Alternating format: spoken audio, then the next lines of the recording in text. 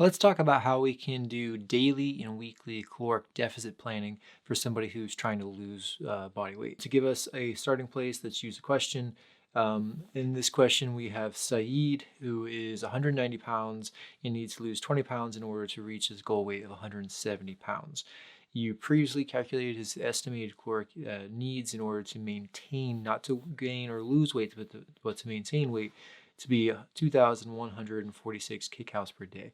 And I can put a link in the description of this video on how you can estimate caloric maintenance like that through the Harris-Benedict equations or the Mifflin-St. Jeor equations. So I'll put that link in the description below. He also asks you how long is it going to take in order for him to lose the 20 pounds and to do so safely, which is a key here.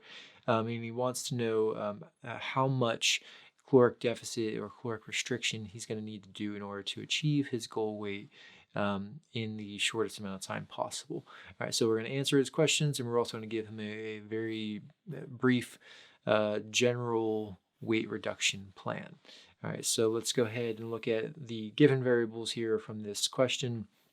So the given variables are that he is 190 pounds, he wants to lose 20 pounds worth of fat loss, and that he has a maintenance caloric intake level of 2,146 kcals per day. So some things that we need to sort of refresh ourselves on here is that safe and effective weight loss happens typically at a rate between 1 and 2 pounds per week, or about 1 kilogram per week. All right, so more than this, and you can start running into some issues associated with too low of a caloric intake, different health issues, potentially issues with mineral and vitamin deficiencies, etc.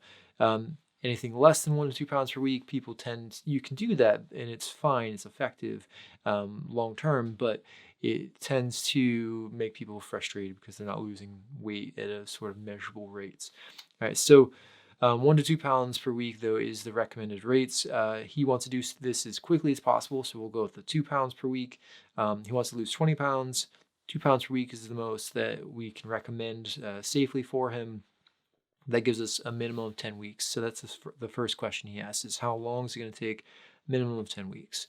And so some of the things we need to think about here, though, 1 pound of fat loss is about 3,500 kilocalories worth of energy deficit. So in order to lose a pound, you need to somehow cut your energy intake or expand your energy output so that you end up with a total deficit of 3,500 kcals per pound. All right, so if you want to do, again, 2 pounds per week, 3,500 kcals per pound of fats, that gives us 7,000 kcals for the week. That is the energy deficit he needs to reach. All right, so that's getting to a second question. All right, so 7,000 kcals per week, but there's 7 days per week in a week, so divide those out. You get 1,000 kcals worth of energy deficit per day he needs to do in order to reach this goal. It's a pretty difficult goal, but we'll go through the process here and sort of show how you can potentially achieve it. Most people, though, are going to have a hard time doing 2 pounds a week. It's pretty tough, at least consistently.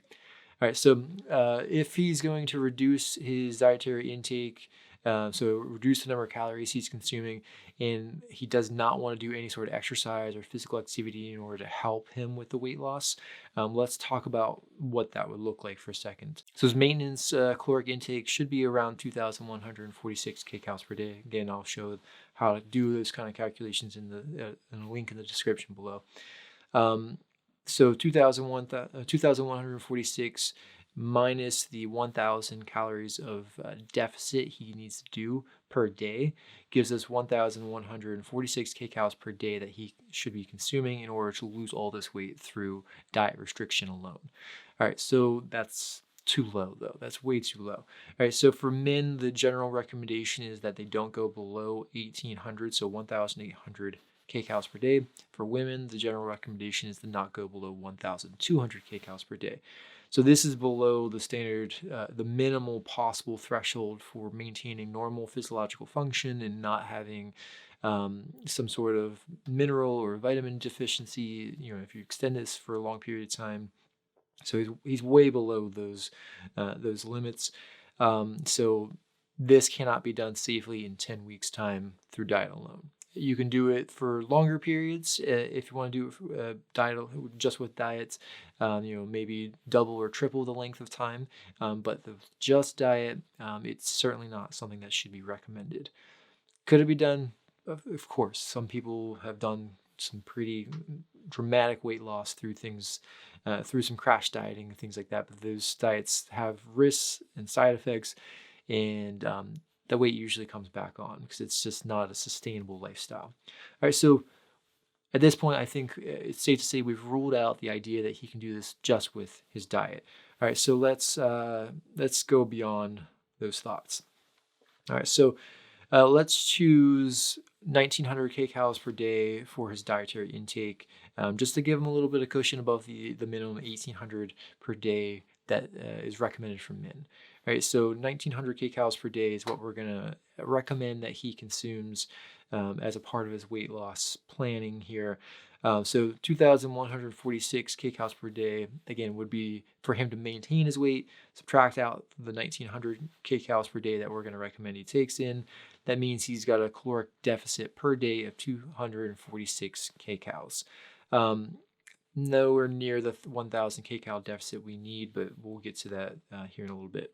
All right, so but if we just kind of look at this per week, multiply this 246 by 7 days per week, that means for the week, 1,722 kcals worth of deficit just through dietary induced deficit. All right, so this is about a pound or half a pound of weight loss through the diet alone. Going beyond this, we know we need him to do some exercise in order to augment his weight loss here. All right, so again, the goal was 1,000 kcals of deficit per day. And we so far have 246 kcals of deficit through diet. So we're going to subtract it out to see what's left.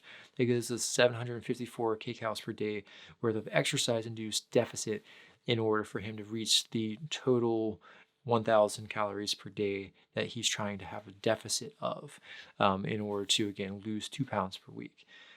So some examples of different types of exercise that could potentially achieve this. This is all based on estimates and MET levels for the exercise. So walking at a sort of normal, comfortable pace is around 3.5 METs for most people. So we're probably talking around 3.5 miles an hour on a flat grade. And so doing that kind of exercise as the exercise would require 150 minutes per day of walking. So a lot of walking. Is it doable? Yes. For most people, probably not. It's too much time commitment. So if he's willing to increase the intensity and do some running, if he runs at a pace of 10 minutes per mile, that's about 9.8 METs. That means he can burn this 754 calories in about 53 minutes of exercise per day. So clearly the intensity of the exercise is going to play a major role in how long he would have to exercise in order to get the total caloric deficit he's going for.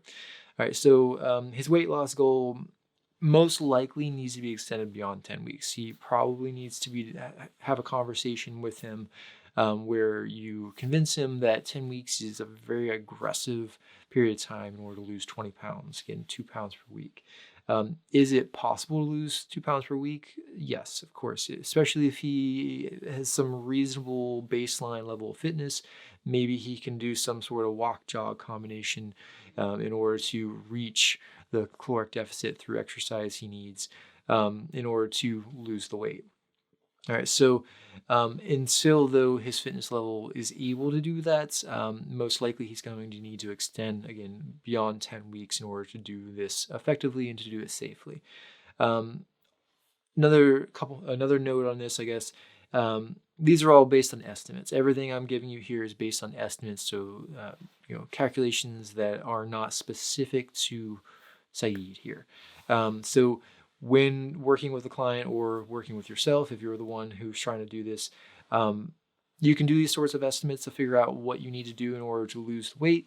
But what you will eventually need to do is sort of track your weight loss over a week, 2 weeks, 3 weeks. And if it's on track, keep doing it. If it's off track, either you're losing too much or too little weight, you need to adjust what you're doing, because again, these are just estimates. These are not perfect. And so there's going to be some error to these. Another quick note I do want to address here is that it's become very popular to talk about how diet is a far more powerful tool for weight loss than exercise. And it's true. It's much easier not to eat a candy bar that's 300 calories than it is to go walk or run 3 miles to burn that 300 calories. Definitely true. It's faster, easier. Okay. But there are some issues with using diet alone for weight loss. Your metabolism tends to drop. You oftentimes have to do a pretty low caloric intake or extend the period of time for a very long time, as we discussed with this case, in order to do it safely and have effective long-term weight loss. And also, you tend to lose some non-fat weight. You always lose a little non-fat weight, so in other words, muscle mass. You always lose a little bit of muscle mass when you're trying to lose weight, but if you're doing it without exercise, that tends to be a little more. So you end up losing a little more lean muscle weight than what you would do if you were to include exercise, especially add a little resistance exercise in, just to kind of help maintain that muscle mass. But anyways, if you were to not do any exercise, you're going to lose more of that muscle mass than you would if you were to do some exercise. All right, so these are all reasons why exercise and diet together really are the ideal weight loss plan, not one or the other, but both together. So hopefully that was helpful and not too intimidating. I'm going to put a link in the description below for the video I already talked about, where I went over the Harris-Benedict equations and Mifflin-Jeor equations for estimating maintenance caloric intake levels. I also put a link in the description below on some of the MET to calories calculations that I did when I was going over the how much exercise he would need to do and at what MET level in order to reach the caloric goals he was having for his exercise induced caloric deficit. All right, so hopefully those will be helpful to you as well.